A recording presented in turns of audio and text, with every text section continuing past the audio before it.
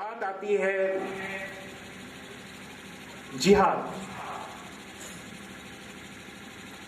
नम्रता, दयालुता, सारी चीज हमने बता दी। मनुष्य बनने के सारे गुण बताए जो जाबाल दर्श रूप उपनिषद में हैं, दोनों की हमने तुलना कर दी। अब अंत में एक बात कांटे की तरह चुभ रही है। मीडिया में और सब जगह जिहाद को लेकर के बड़ी गलत धारणा है कि ये सारी चीजें जो भी हमने इस्लाम के अंतिम पैगंबर हजरत मोहम्मद सल्लल्लाहु अलैहि वसल्लम की जो जितनी अच्छाइयां बताई, तो उस पे एक पर्दा पड़ा हुआ है जिहाद का। तो इसको भी समझने की जरूरत है। आखिर ये है क्या? हिंदू मुस्लिम एकता में सबसे बड़ी बाधा है। ये हिंदुओं के लिए भी, मुसलमानों के लिए भी। अधिकांश मुसलमान भाई भी नहीं जानते जिहाद क्या है, और हिंदू भाई भी नहीं जानते कि जिहाद क्या है।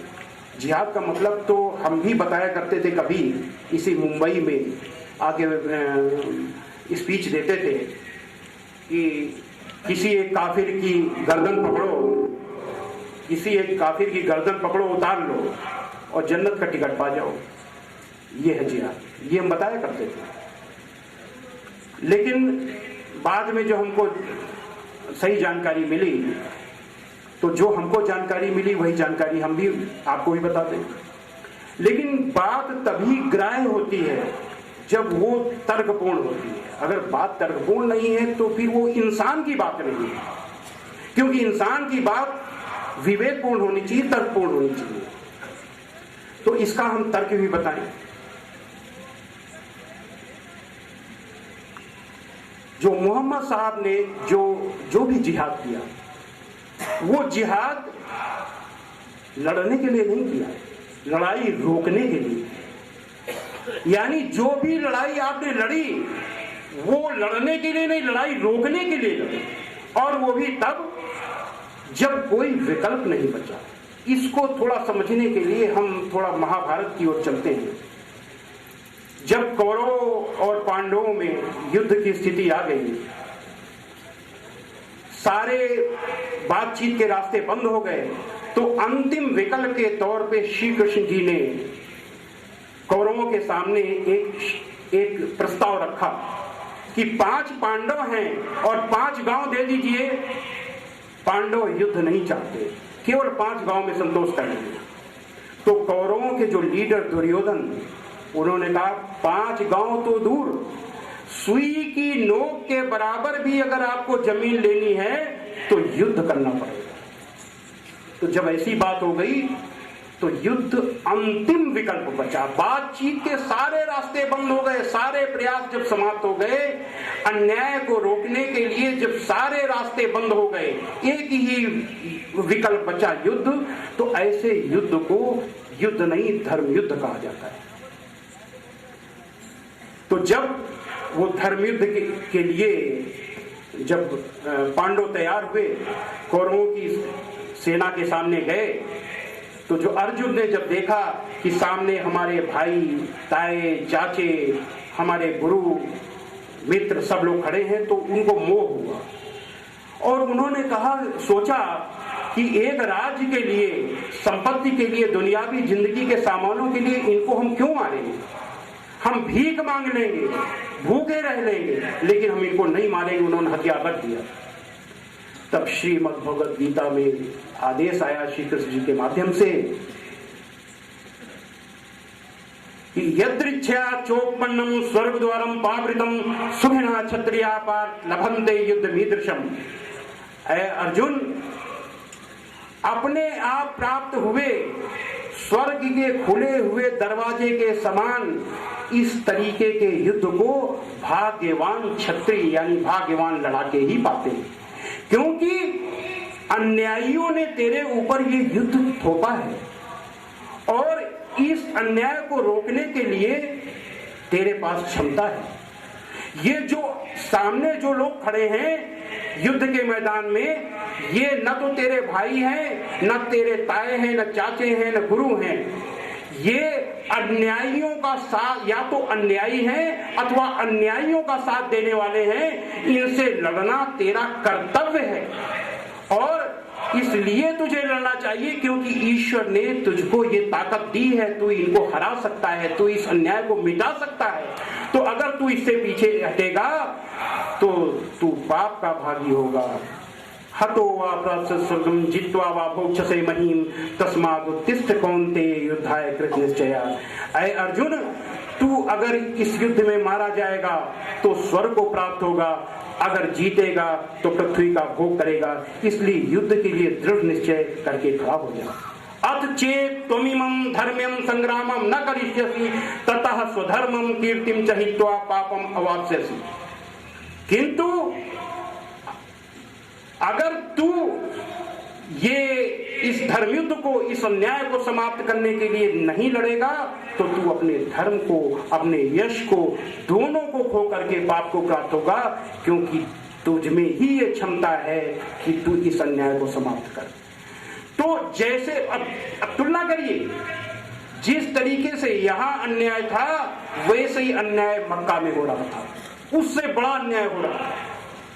जब हजरत मोहम्मद सल्लल्लाहु अलैहि वसल्लम दुनिया के सबसे बड़े सत्य, सार्वभौमिक सत्य, यूनिवर्सल ट्रूथ को बता रहे थे, इंद्रम वो विश्व तस्परि हवा में जनेभ्या अस्माकम अस्तु केवला। ऐ मनुष्यों, तुमको अत्यंत उचित है कि मुझ परमेश्वर को छोड़कर किसी दूसरे देव को न मानो, क्योंकि एक मुझ परमेश्वर को छोड़कर कोई दूसरा ईश्वर नहीं है। ला इलाहा इल्लल्लाह, परमेश्वर के सिवा कोई पूज्य नहीं है। जब इस सत्य को बता रहे थे तो मक्का के जो निवासी थे वो घमंड में चूर थे, बहुत घमंड में। उनके पास पैसा था, उनके पास ताकत थी, बहुत बड़ा व्यापार चलता था मक्का के लोगों का, दूर दूर तक व्यापार फैला था, बहुत पैसा था उनके पास, बाग थे, ऐशो आराम था।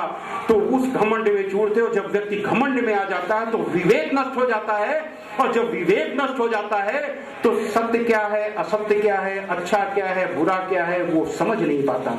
तो मक्का के लोग हजरत मोहम्मद सल्लल्लाहु अलैहि वसल्लम के बताए सत्य को समझ नहीं पाए और आपके विरोधी हो गए, आपकी जान के दुश्मन हो गए। कहने लगे अगर इस तरीके की अगर आपने बात की तो हम समाप्त कर देंगे। हर तरीके की जान से मारने की कोशिश की गई। आपके अनुयायियों को भूखा प्यासा नंगा अरब की तपती रेत पर लिटाया गया, और ये अत्याचार 1 साल 2 साल 3 साल नहीं, लगातार 13 सालों तक चलता रहा। और इस दुनिया के इस सबसे बड़े अत्याचार को सहने के बाद भी हजरत मोहम्मद सल्लल्लाहु अलैहि वसल्लम कहते रहे अपने अनुयायियों से कि सब्र करो, सब्र करने वालों के साथ अल्लाह है। इतना सब्र किया, दुनिया का सबसे बड़ा अत्याचार झेला, और फिर भी कहा सब्र करो, सब्र करने वालों के साथ अल्लाह। ये है इस्लाम, ये असल इस्लाम। इसके बाद आप मक्का से मदीना चले गए। क्या आदेश क्या आया था? सूरा 7 आयत नंबर 199 में कि माफी का तरीका अपनाओ और भलाई का हुक्म देते रहो और जाहिलों अज्ञानियों से किनारा कर दो। तो आपने आदेश को माना, अज्ञानियों से किनारा कर लिया, मक्का से मदीना चले गए। लेकिन शैतान तो शैतान वहां भी पीछा नहीं छोड़ा, और आपके ऊपर तरह तरह की लड़ाइयां थोपी गई। सारे रास्ते जब बंद हो गए, केवल एक ही रास्ता बचा, युद्ध का। मैंने बताया जब अन्याय और अत्याचार चरम सीमा पर पहुंच जाए, उसको समाप्त करने के और अपने को बचाने के, रक्षा करने के सारे प्रयास विफल हो जाएं, तो एकमात्र विकल्प बचता है युद्ध। वो युद्ध युद्ध नहीं होता, वो धर्म युद्ध होता है। तो उस धर्म युद्ध के लिए जैसे श्रीमद् भगवद गीता में आदेश आया, वैसे कुरान में भी आदेश आया। कुरान की सूरा 22 आयत 39 में आदेश आया कि जिन मुसलमानों से खामखा लड़ाई की जाती है, यानी जबरदस्ती लड़ाई की जा रही है, उनको इजाजत है कि वे भी लड़े, क्योंकि उनके साथ जुल्म हो रहा है। बिल्कुल ठीक उसी तरीके से आदेश आया, और इस लड़ाई को भी मर्यादित कर दिया गया। मर्यादित कैसे किया गया?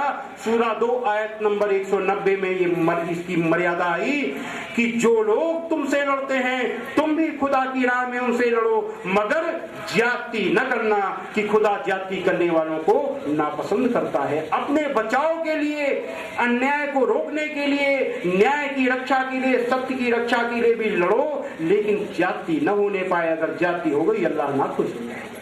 ये इस तरीके से धर्म युद्ध, क्योंकि धर्म युद्ध मर्यादित होता है, उसको मर्यादा में बढ़ना है। ये है इस्लाम। इसके बाद भी मैंने अभी क्या परिभाषा बताई जिहाद की, बिल्कुल धर्म युद्ध की तरह कि असत्य, अन्याय, अत्याचार को और अपनी आत्मरक्षा के लिए किया गया हर प्रकार का प्रयास जिहाद है। जब सारे रास्ते, दूसरे बातचीत के सारे रास्ते बंद हो जाए। इसके बाद भी इस्लाम को लेकर गलत धारणा क्यों है? मुसलमान भाई सोचते हैं कि, कहते हैं कि ये मीडिया